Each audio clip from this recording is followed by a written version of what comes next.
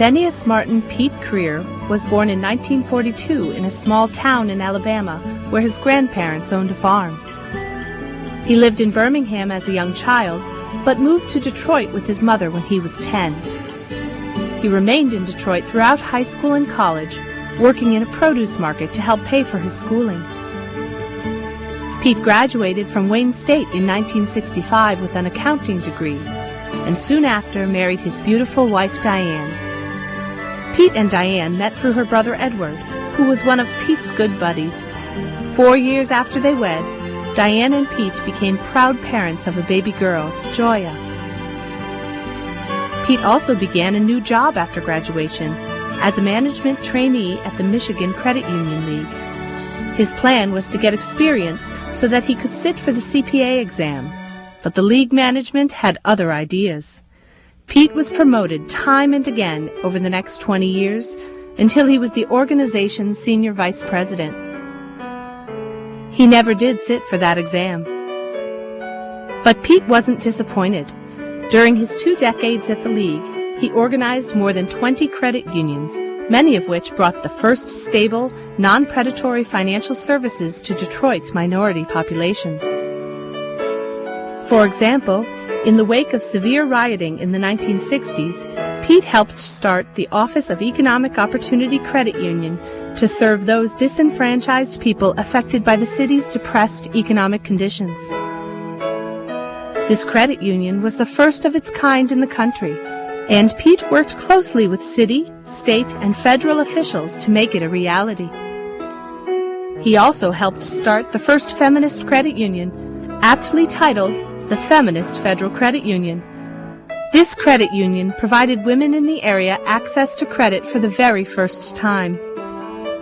Perhaps his favorite assignment, however, was helping to organize the Motown Employees Credit Union. By Pete's own admission, organizing this credit union took about 10 times longer than usual because he kept getting sidetracked by meeting various performers and groups. In 1985, thoroughly convinced that credit unions are effective frontline agents for change, Pete left the Michigan League and became president of the Connecticut Credit Union League. 2 years later, he joined the Indiana Credit Union League as its president. He credits these 2 experiences with teaching him how to broker compromise and arrive at solutions to serve the many, not just the few. Over the years, Pete became increasingly active on the national stage, taking leadership roles on various CUNA committees. As a result, he was hired in 1990 to serve as CUNA's Vice President of Association Services and as the Association of Credit Union League Executives Executive Director. Pete immediately established himself as a go-to guy within CUNA. For example, in the early 1990s, he led a team that helped respond to the Rhode Island share insolvency problem, and in 1995, he was tapped to serve as CUNA's acting president during a time of organizational change. A few years later, he played a pivotal role in fighting off the relentless attack of the banking community, culminating in passage of H.R. 1151, the Credit Union Membership Access Act. And, just as Pete worked to ensure that minorities had access to credit while he was in Michigan, at CUNA he worked to increase training opportunities for minorities within the credit union system. To this end, he was instrumental in organizing the Credit Union Executive Society's Minority Executive Intern Program and created the Urban League Summer Intern Program within CUNA. In 1999, he founded the African American Credit Union Coalition to help foster leadership and growth opportunities in the credit union movement for African Americans and other minorities. To honor his efforts, the coalition now awards a scholarship in Pete's name. He also worked to enhance more broad-based financial literacy among young people by helping to create a credit union financial education partnership that has reached more than 1,000 American high schools since its inception.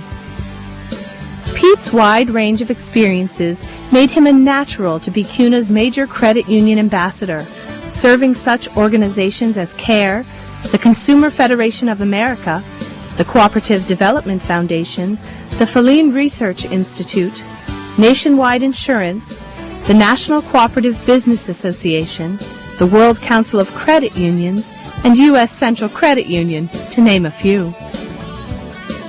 Without exception, these organizations, as well as the cooperative sector as a whole, benefited from Pete's dedication, his innovative thinking, and his clear concern for people. Pete has made his mark internationally as well. In 1992, for example, he led a U.S. delegation on a month-long mission to Africa to analyze and make recommendations to the African Confederation of Cooperative Savings and Credit Associations so that it could better serve its members. His outstanding work on this project earned him the World Council of Credit Unions Silver Award in 1993. He also championed the acceptance and use of .coop, the new Internet domain name dedicated for cooperatives worldwide. Pete was NCBA's chairman at the time, and he did a superb job convincing co-ops and credit unions to support the venture. His efforts resulted in 1,000 names being registered by credit unions by the time .coop launched, and set the stage for a powerful communications tool for all cooperatives. Without a doubt, Pete Crear is one of the cooperative sector's most recognized and respected leaders. His unequivocal integrity, steadfast determination, and irrepressible sense of humor have made him a valued resource within the community. In addition, his undeniable charm and clear intellect have rallied cooperatives behind shared goals, resulting in historic changes that continue to benefit co-ops and consumers alike. Tonight, we are delighted to honor Pete Crear with induction into the Cooperative Hall of Fame.